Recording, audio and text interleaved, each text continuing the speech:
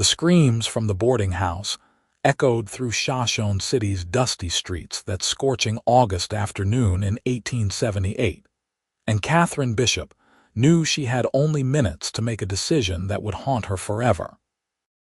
She pressed her palm against the rough wooden door frame, her wedding band catching the harsh sunlight streaming through the window, and listened to the stranger's wife sobbing inside the cramped room, where fever had turned a traveling merchant into a delirious shell of a man. The doctor had come and gone, shaking his head with the finality of a judge pronouncing sentence, but Katherine had heard him mention a specialist passing through Silver City who might have the medicine needed, except it would cost more than most families earned in 6 months. Mrs. Bishop, you should not be here, the innkeeper's daughter whispered urgently, tugging at Katherine's sleeve. That fever could spread. Katherine ignored her, watching through the gap in the doorway as the young wife, hardly older than Katherine's own 22 years, clutched her husband's burning hand.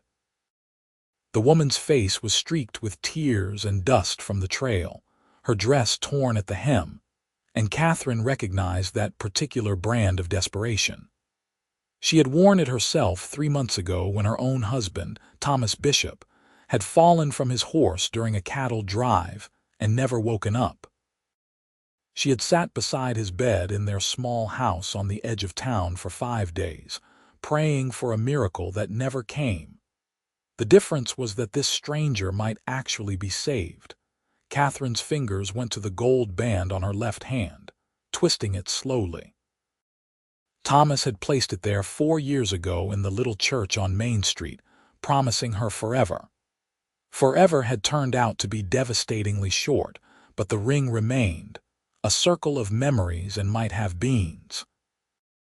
It was also the only thing of value she owned, since the bank had taken the house to settle Thomas's debts from a failed mining investment. She stepped into the room before she could reconsider. The wife looked up, her red-rimmed eyes widening with confusion at this stranger's intrusion.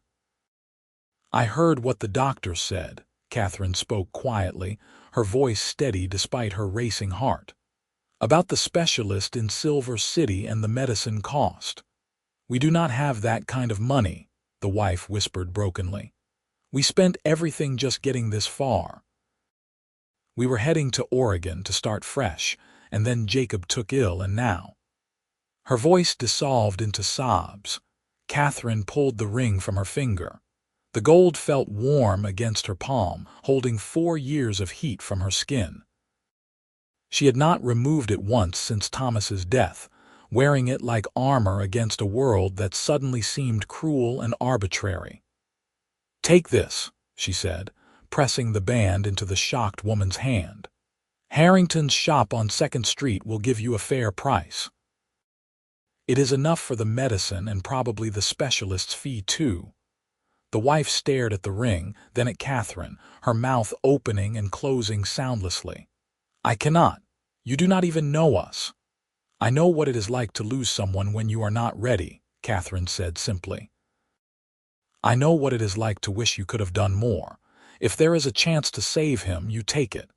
You run to Silver City and you bring back that medicine, and you do not waste time arguing with me. But your husband—" "My husband is dead," Katherine said, and the words still felt like swallowing broken glass. "Yours does not have to be." She left before the woman could protest further, before she could change her own mind, before the weight of what she had just done could crush her. Her bare finger felt impossibly light as she walked out into the brutal afternoon sun, as if she might float away without that small circle of gold anchoring her to earth. Katherine made her way to the small room she rented above the general store, where she worked 6 days a week tallying accounts and managing inventory for a wage that barely covered her rent and meals. The room was sparse: a narrow bed, a washstand, a trunk containing her few possessions. She sat on the bed and stared at her naked finger, waiting to feel something other than the strange numbness that had settled over her. The ring was gone. Her last physical connection to Thomas, to the life they had built, to the dreams they had shared. She should feel devastated. Instead, she felt oddly free, as if she had been carrying a weight she had not fully acknowledged until it was lifted. That night, she learned the merchant's wife had indeed rushed to Silver City and returned with both the specialist and the medicine. She heard through the general store's gossip network that the merchant, Jacob someone or other, had survived the night and his fever had broken by morning. The wife had apparently tried to find Katherine to thank her and return the money, but Katherine had made herself scarce, taking her meals in her room and avoiding the main streets. She did not want thanks. She did not want to see the joy in that woman's face and feel the bitter envy that would surely come. She had done a good thing, and that would have to be enough. 3 days later, on a Tuesday morning while Katherine was arranging new stock in the store's back room, a cowboy walked in asking about a gold wedding band. She heard his voice before she saw him, a deep rumble that carried easily over the store's usual bustle. Looking for information about a ring that was sold here recently. Gold band, probably brought in by a woman a few days back. Katherine froze behind a stack of canned goods, her heart suddenly pounding. "We get lots of people selling things," Mr. Harrington, the shop owner, replied cautiously. "What is your interest in this particular ring?" "It belonged to someone important," the cowboy said, and something in his tone made Katherine peer around the canned goods to get a look at him. He was tall, well over 6 feet, with dark hair that needed cutting and sun-weathered skin that spoke of years spent outdoors. He wore dusty trail clothes and a Colt revolver sat comfortably on his hip, but his stance was relaxed, non-threatening. His face was all hard angles and sharp lines, except for his eyes, which were a startling green and held an intensity that made Katherine catch her breath. "I bought that ring from Mrs. Harrington fair and square," a voice called from near the door. Katherine recognized it as belonging to a rancher's wife who sometimes shopped in the store. The cowboy turned, and Katherine saw his jaw tighten. "I am not contesting the purchase, madam. I am trying to find the woman who sold it. Do you know her? Why do you want to know?" Mr. Harrington interjected, moving protectively toward the conversation. "Because I intend to give it back to her," the cowboy said flatly, "and I would appreciate any information you could provide." Katherine's breath caught. Give it back? That made no sense. The ring was gone, sold, its purpose served. She had made peace with that. "The woman who sold it did not want to be found," Mr. Harrington said carefully. "She helped some travelers in need and did not want recognition for it." "Then those travelers and I have something in common," the cowboy replied. "I do not want recognition either. I just want to return what is hers." Katherine stepped out from behind the canned goods before she could think better of it. "I am the one who sold the ring." The cowboy's head snapped toward her, those green eyes locking onto her face with an intensity that made her stomach flip. For a moment, neither of them moved, the store's ambient noise fading into background static. "You saved Jacob Miller's life," the cowboy said finally. It was not a question. "I sold a ring to help pay for medicine," Katherine corrected. "The doctor and the medicine saved his life. The doctor would not have gone without payment. The specialist would not have provided the medicine without funds." He took a step closer, pulling something from his pocket. The gold band caught the light streaming through the store's front windows. "Jacob Miller is my cousin. His wife told me what you did, how you gave up your own wedding ring without hesitation for people you had never met." Katherine stared at the ring in his palm, her ring, feeling as if the ground had shifted beneath her feet. "Your cousin is well. He is recovering. They continued on to Oregon 3 days ago, but not before telling me about the angel in Shoshone City who saved Jacob's life." The corner of his mouth twitched. "I do not believe in angels, but I do believe in repaying debts. I tracked down who bought the ring and purchased it back." "You should not have done that," Katherine said, even as her treacherous eyes remained fixed on the gold band. "I sold it by choice. The money went to a good cause. That is the end of it. It is not the end of anything." He moved closer still, close enough that she could see the faint scar above his left eyebrow and the dust on his boots from hard riding. "You gave up something precious to save a stranger. The least I can do is ensure you get it back." "I do not want charity," Katherine said sharply, finally tearing her gaze away from the ring to meet his eyes. "And I especially do not want pity. I made my choice and I stand by it."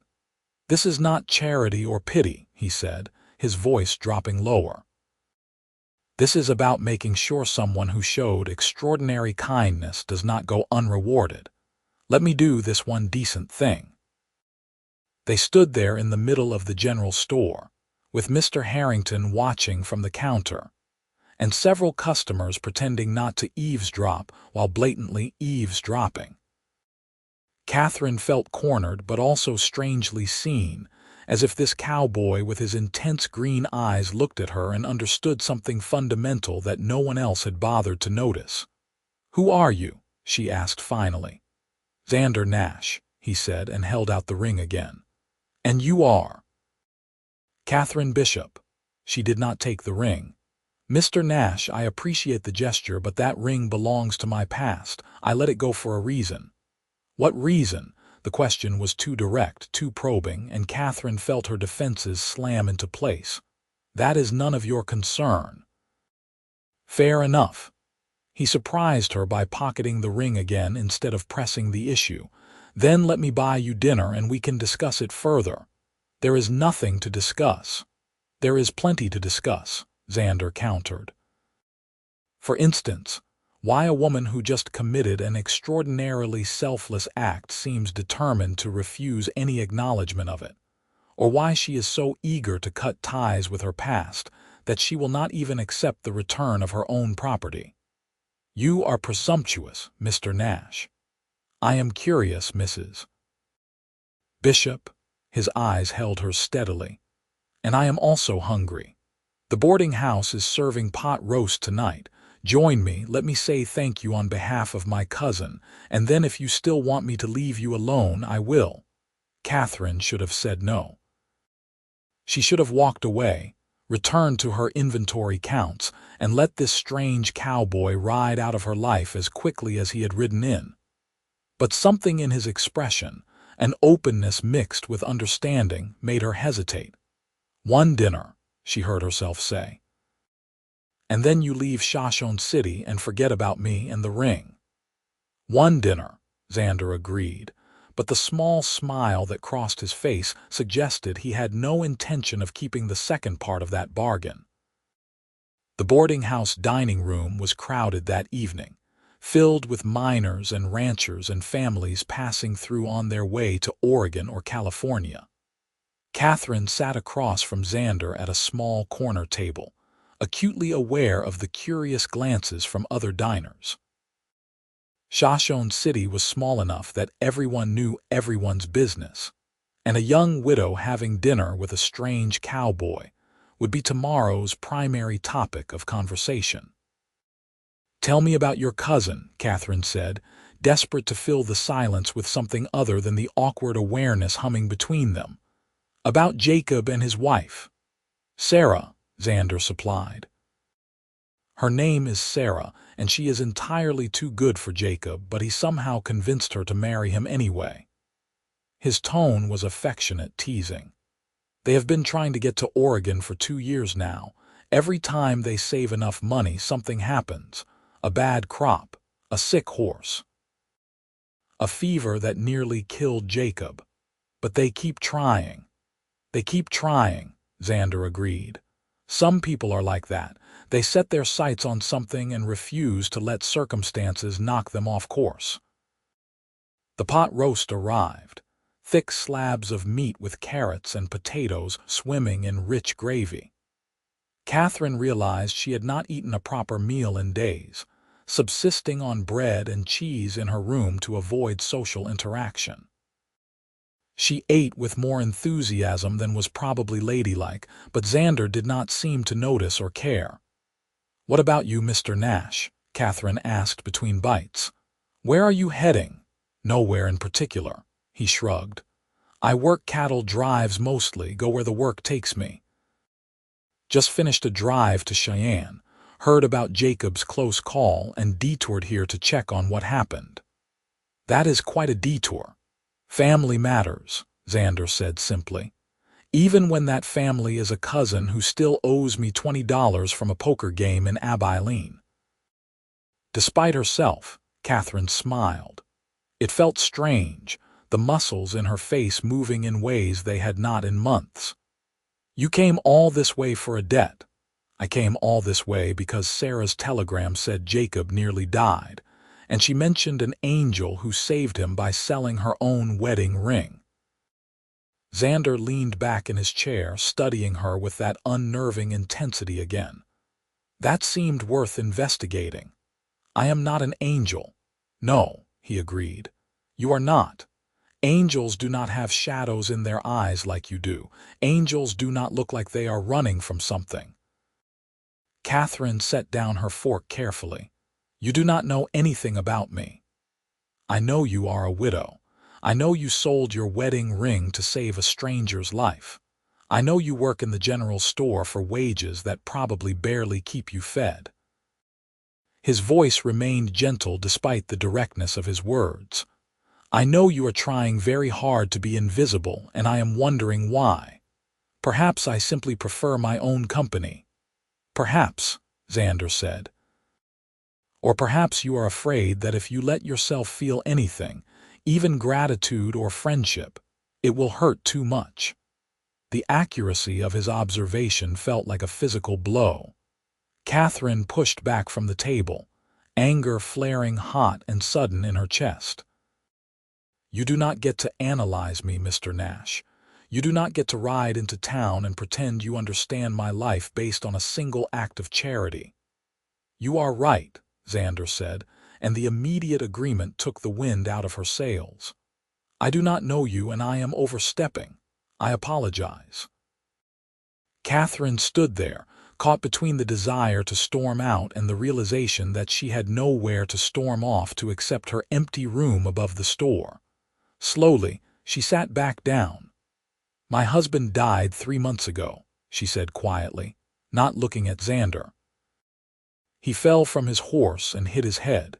He never regained consciousness.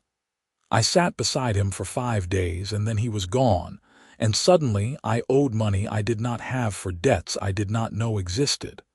The bank took our house. His family wanted nothing to do with me since we never had children to tie me to their name.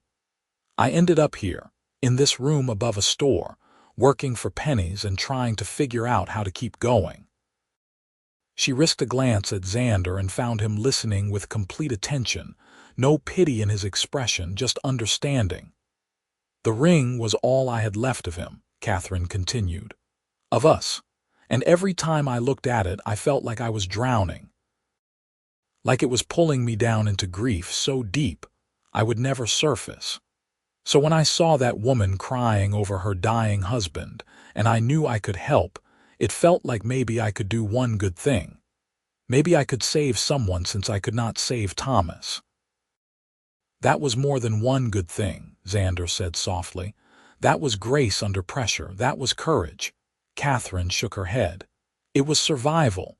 I needed to let go of that ring, and helping someone else gave me permission to do it. Does it matter why you did it? The outcome is the same. Jacob lives. Sarah did not lose her husband, and they are on their way to Oregon to build the life they have been dreaming of. And I am here with nothing, exactly as I was before." "Not exactly," Xander said, and pulled the ring from his pocket again.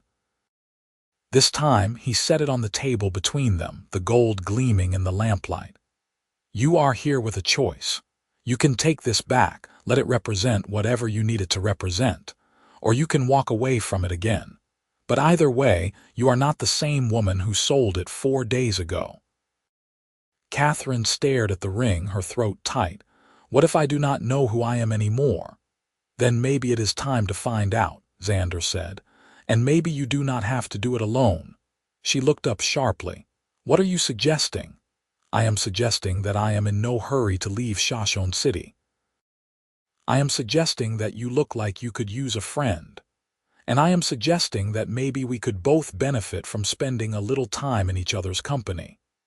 "You want to court me," Katherine said bluntly. Xander blinked, then laughed, a rich sound that turned heads across the dining room. "I want to get to know you.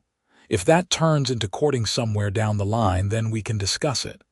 But for now, I would settle for seeing you smile more than once per meal."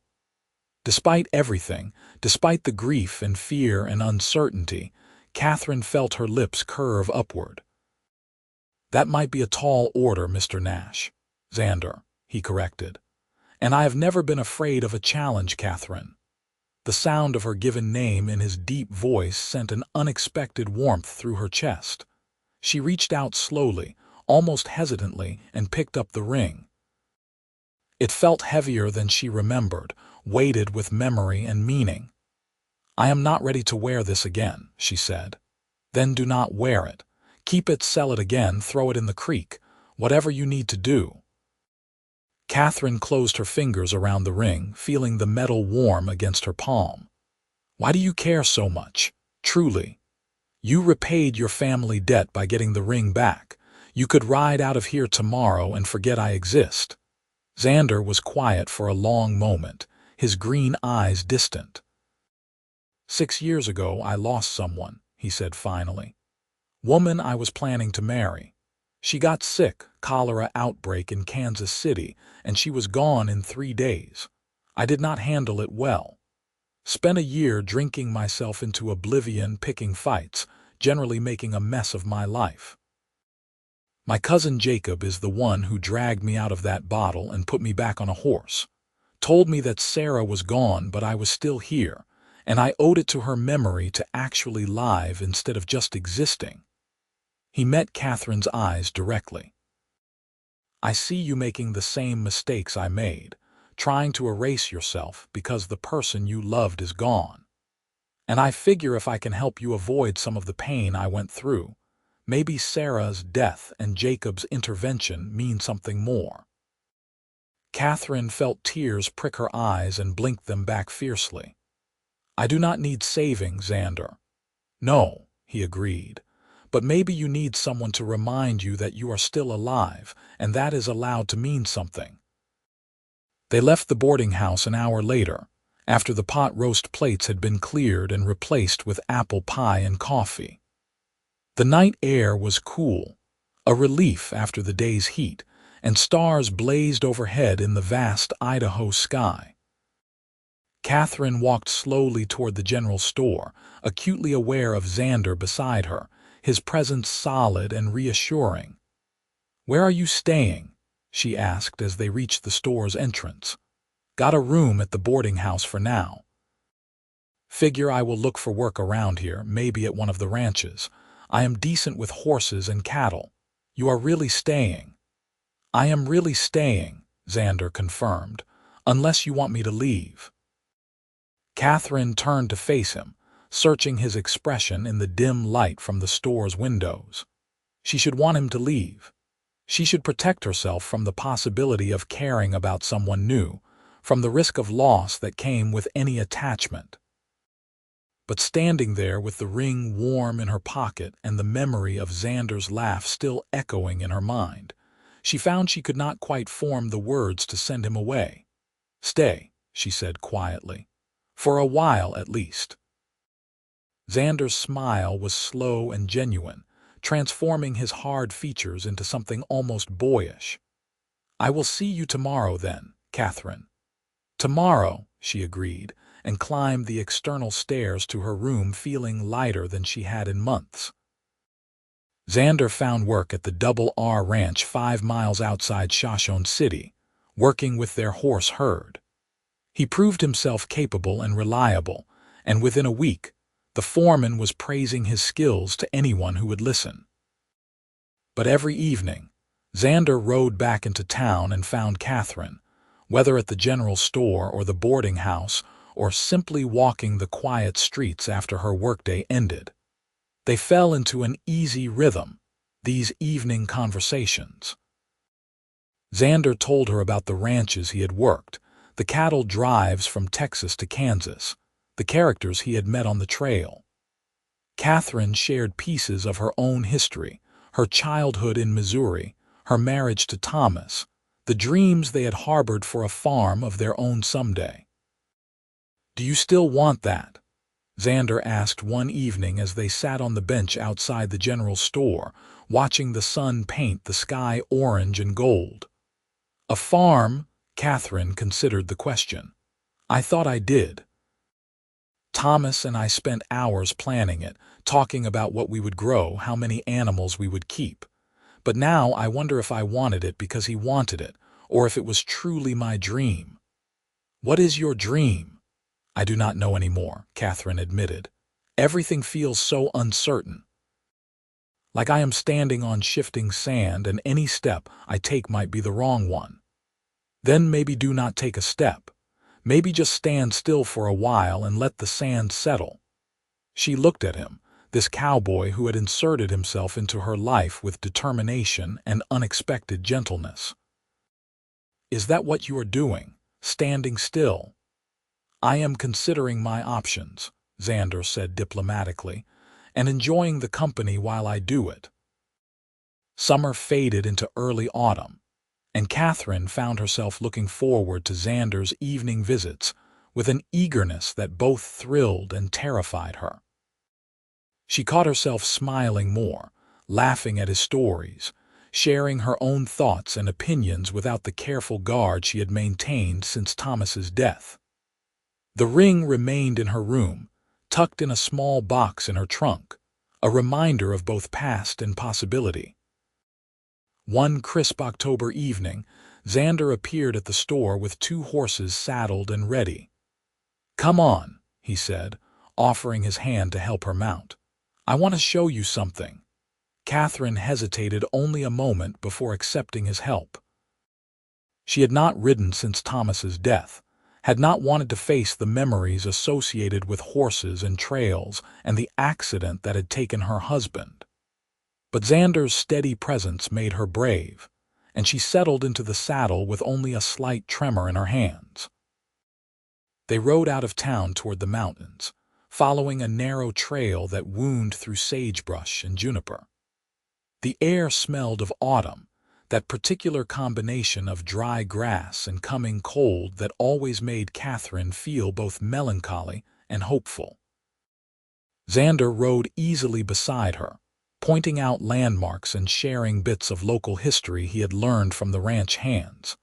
After about an hour, they crested a ridge, and Katherine gasped at the view spread before them. The Snake River Valley stretched out in the fading light, the river itself a silver ribbon winding through golden fields and dark patches of forest. Mountains rose in the distance, their peaks already dusted with early snow. "It is beautiful," Katherine breathed. "Wait," Xander said and pointed to the western horizon.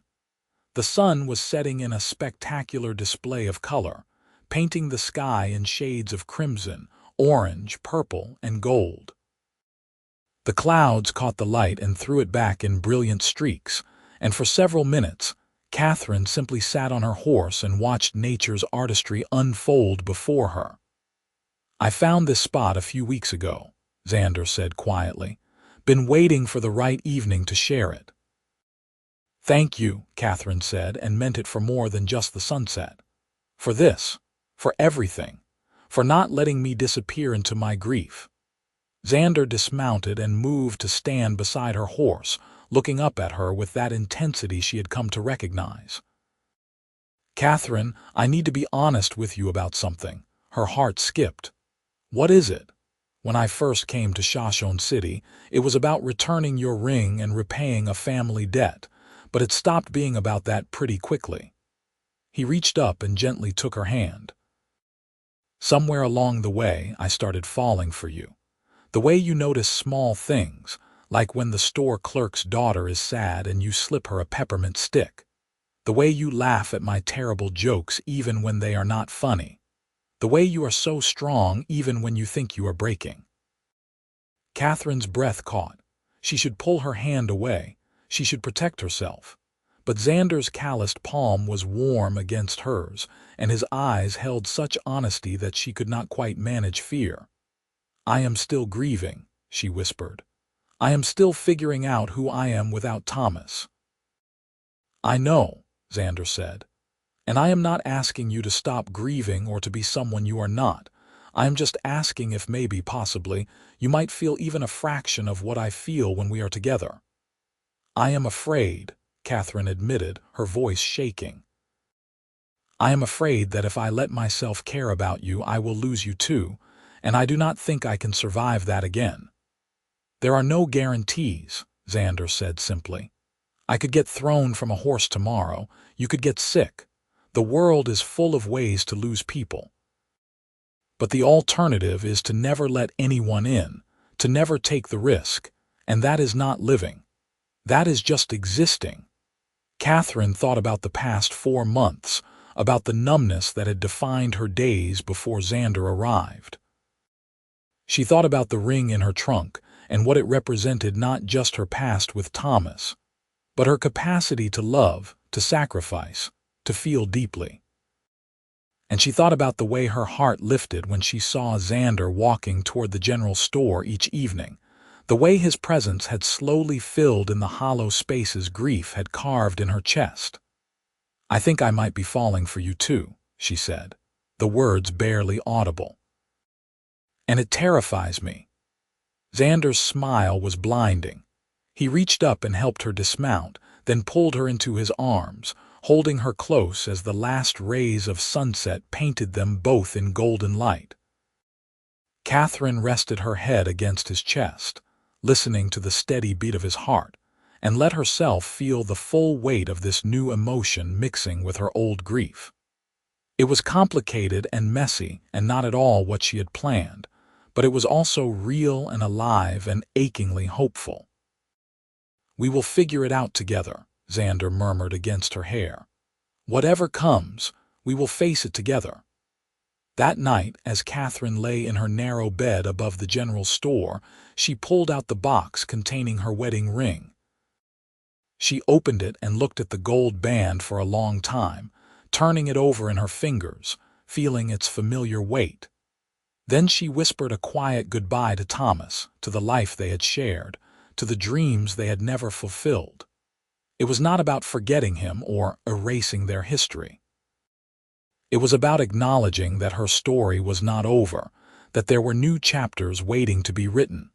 She put the ring away and closed her eyes, and for the first time since Thomas's death, she dreamed about the future instead of the past. The winter of 1878 brought early snow to Idaho, blanketing Shoshone City in white and transforming the dusty streets into crystalline paths. Katherine and Xander's courtship continued through the cold months, deepening with each shared meal, each evening walk, each quiet conversation by the boarding house fire. The town's initial curiosity about the widow and the cowboy gradually shifted to acceptance, then affection. They became a familiar sight, Katherine in her practical wool coat and Xander in his sheepskin jacket, their breath forming clouds in the frigid air as they strolled arm in arm down Main Street. In December, Xander asked Katherine to marry him. They were in her small room above the store, sharing coffee and cake after the store had closed for the day. Snow was falling outside, visible through the small window, and a single candle illuminated Xander's face as he knelt beside her chair. "I know it has not been long," he said, holding a small velvet box. "And I know you are still healing. But I also know that I want to spend every day of the rest of my life making you smile, making you laugh, reminding you that you deserve happiness. Katherine Bishop, will you marry me?" He opened the box to reveal a simple silver band set with a small sapphire. "I know it is not gold," he added quickly, "but I thought maybe a fresh start deserved something different, something that is just ours." Katherine looked at the ring, then at Xander's anxious face, and felt a joy so pure it brought tears to her eyes. "Yes," she said, her voice steady and sure. "Yes, I will marry you." As Xander slipped the silver band onto her finger, Katherine thought about the gold ring still tucked in her trunk. She thought about the journey that had brought her here, from devastating loss to unexpected love. And she thought about how sometimes the most important things in life require letting go of what came before to make room for what comes next. They married in February 1879, in the same little church on Main Street where Katherine had married Thomas 5 years earlier. This time, though, the ceremony felt entirely different. Katherine wore a new dress of deep blue wool, and Xander wore a suit borrowed from the ranch owner. The church was packed with townspeople who had watched their courtship with approval and friends from the Double R Ranch where Xander worked. As Xander placed his own gold band on Katherine's finger beside her engagement ring, she felt a moment of vertigo, a sense of worlds colliding. But then she looked into his green eyes and saw such love and promise that the past receded, becoming part of her story but not the whole of it. "I love you," she whispered as they sealed their vows with a kiss, and meant it with her whole heart. They moved into a small house on the edge of town. Nothing fancy but sturdy and warm, with 2 bedrooms and a kitchen that caught the morning sun. Xander continued working at the Double R Ranch, and Katherine kept her position at the general store, though now she worked only part-time. Together, they saved money and made plans, dreaming of eventually buying their own small ranch where they could raise horses. Spring brought changes. Katherine discovered she was expecting a baby, due in late autumn. The news filled them both with joy and not a little fear. Xander fussed over her constantly, worried about her health, while Katherine found herself marveling at the way life continued its forward momentum, bringing new possibilities even after devastating endings. One warm May evening, as they sat on their front porch watching the sunset, Katherine felt moved to share something she had been thinking about for weeks. "I want to tell you about Thomas," she said quietly. Xander took her hand but said nothing, waiting for her to continue. "He was kind," Katherine said. "Not as funny as you and not as observant, but genuinely kind. He worked hard and had big dreams, and he loved me as much as he knew how. Our marriage was good, even if it was not perfect, and I think he would want me to be happy now. I think he would approve of you." "I hope so," Xander said softly. "After he died, I felt like I died too, like the best parts of me were buried with him, and then I sold my wedding ring and something shifted. I let go without even realizing I was doing it." She turned to face Xander fully. "You gave me the ring back, but what you really gave me was permission to move forward, to choose life instead of just surviving." "You did that yourself," Xander said. "I just reminded you it was possible." Katherine smiled and rested her head on his shoulder, her hand on the slight swell of her belly where their child grew. "I think that stranger's cure did more than save your cousin. I think it saved me too." "Then I owe Jacob an even bigger debt than I thought," Xander said, and kissed the top of her head. Their son was born in November, a healthy boy with Katherine's dark hair and Xander's green eyes. They named him Thomas Jacob Nash, honoring both Katherine's past and Xander's family. The birth was difficult, leaving Katherine weak and exhausted, but when Xander placed their son in her arms, she felt a completeness she had not known was possible. "He is perfect," she whispered, tracing the baby's tiny features with one finger.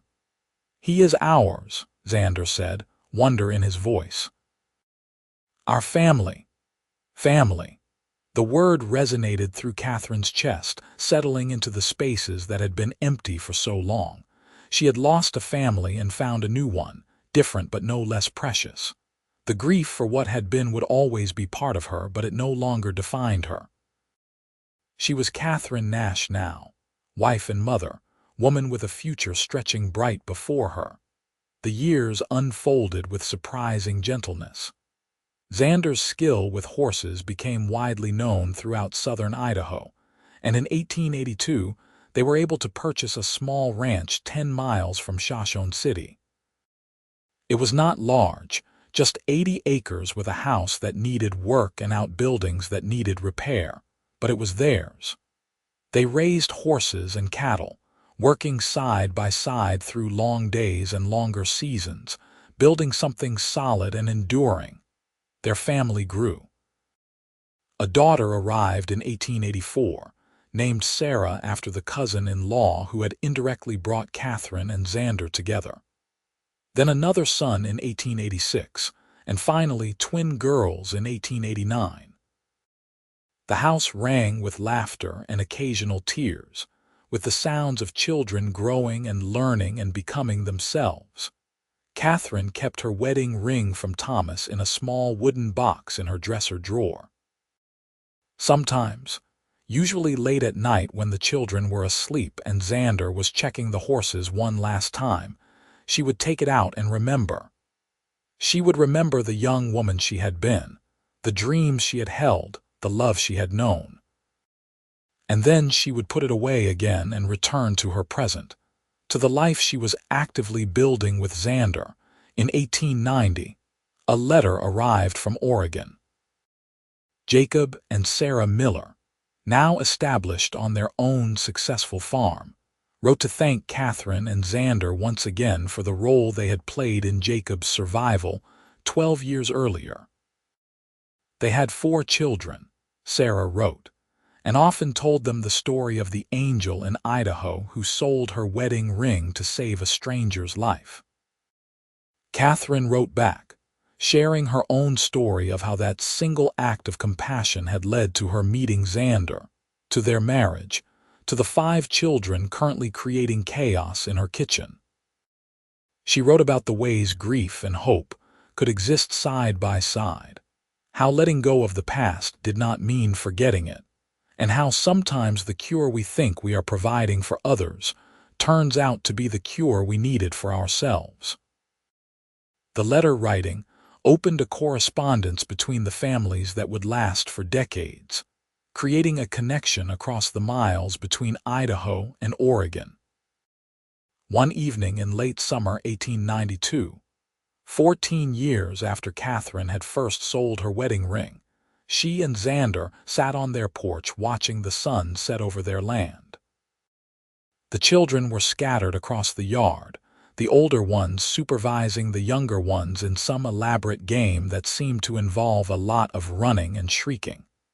The fields were golden with late-season grass, and the horses grazed peacefully in the near pasture. "You ever regret it?" Xander asked suddenly. "Selling the ring, marrying me?" Katherine turned to him in surprise. "Never. Why would you ask that?" "Just thinking about how different your life might have been if you had kept the ring, if I had never come to return it, if we had never met." "Different does not mean better," Katherine said firmly. She took his hand, running her thumb over the gold band he wore, mirror to her own. "I loved Thomas and I grieved him and I will always carry those memories. But you, Xander Nash, you gave me back my life. You reminded me how to feel, how to hope, how to love again. I would not trade that for anything." "Even when the twins are driving you crazy," Katherine laughed, the sound rich and genuine. "Even then." As the sun sank below the horizon and the children's voices faded to sleepy murmurs, Katherine thought about the gold ring in her dresser and the silver band on her finger. Both were circles, symbols of eternal love, but they represented different chapters of her life. The gold belonged to who she had been, the woman who had married young and lost early. The silver belonged to who she had become, The woman who had learned to let go and hold on in equal measure, who had discovered that the heart's capacity for love was not diminished by loss but expanded by it. "Thank you," she said softly to Xander. "For what? For finding me. For the ring. For not letting me stay lost." Xander pulled her close, and they sat together in the gathering darkness, listening to their children's laughter and breathing in the scent of grass and horses and home. This was their life, built from the ashes of grief and the seeds of hope, nurtured by love and watered by tears both sad and joyful. The gold ring had saved a stranger's life, but the cowboy who returned it had saved Katherine's soul. And in the end, that was the greatest cure of all, the medicine that healed wounds no doctor could reach, the circle that brought her back to herself and forward into a future she had not dared to imagine. Years continued to pass in the rhythm of ranch life. Spring calvings and foalings, summer haying, autumn harvests, winter preparations. Katherine and Xander grew older together, their hands becoming weathered from work, their faces lined by sun and laughter. Their children grew up strong and capable, each finding their own path in the world. Thomas Jacob became a veterinarian, studying in Boise before returning to practice in Shoshone City. Sarah married a schoolteacher and moved to Salt Lake City. The others scattered across the West, creating their own families and legacies. Through it all, Katherine and Xander remained the solid center, their love deepening with each passing year. They faced hardships together, drought years when the grass withered and they had to sell off part of the herd, winters so harsh they lost livestock despite their best efforts, illnesses and injuries and the inevitable sorrows of life. But they also experienced profound joys. Grandchildren arriving in steady succession, successful horse sales, community celebrations, quiet evenings spent reading by lamplight. In 1910, on their 31st wedding anniversary, Xander surprised Katherine with a small velvet box. Inside was a gold chain, and hanging from it was Katherine's original wedding ring from Thomas, polished and gleaming. "I know you keep it tucked away," Xander said as Katherine stared at the necklace in shock. "And I know it represents an important part of your life. But I thought maybe it was time to bring it out of the drawer, to wear it not as a weight but as a reminder of how far you have traveled." Katherine's eyes filled with tears. "Xander, I do not need." "I know you do not need it," he interrupted gently, "but I want you to have it. Thomas was part of making you who you are, and who you are is the woman I love more than anything in this world. There is room in your heart and on that chain for all the love you have given and received." With shaking hands, Katherine fastened the chain around her neck. The ring settled just below her throat, a familiar weight but transformed in meaning. It was no longer an anchor to the past but a bridge between then and now, a tangible reminder that love takes many forms and that the human heart is capable of holding far more than we think possible. "Thank you," she whispered, and kissed Xander with all the passion and tenderness of 3 decades spent building a life together. As they stood together in the house they had filled with love and children and memories, Katherine touched the ring at her throat and smiled. She had sold it to save a stranger's life, and in doing so had inadvertently saved her own. The cowboy had found it and returned it, but what he had really returned was her capacity for joy, for hope, for love in its infinite variations. The cure she had purchased with her ring had healed more than Jacob Miller's fever. It had healed Katherine's grief-shattered heart, opened doors she thought forever closed, and led her to a life richer and fuller than she could have imagined in those dark days after Thomas's death. She was Katherine Nash, wife of Xander, mother of 5, grandmother to a growing brood, rancher and survivor and woman who had learned that sometimes the bravest thing you can do is let go of what was so you can embrace what might be. The ring around her neck and the rings on her fingers told her story in circles of gold and silver, each one precious, each one part of the whole. And as the sun set over their Idaho ranch, painting the sky in shades of amber and rose, Katherine knew with absolute certainty that every choice she had made, every tear she had shed, every moment of joy and sorrow had led her exactly where she was meant to be. Home, with Xander beside her and love surrounding her like the vast western sky. Their story was one of loss transformed into hope, grief transmuted into joy, and the simple truth that sometimes the most extraordinary love stories begin with an act of selfless compassion and are fulfilled by someone willing to see past the surface to the heart beneath. Xander had placed the ring back on Katherine's finger all those years ago, but what he had really given her was a future worth living, a love worth cherishing, and the knowledge that the human spirit, when given the chance, can heal and grow and love again, deeper and truer than before.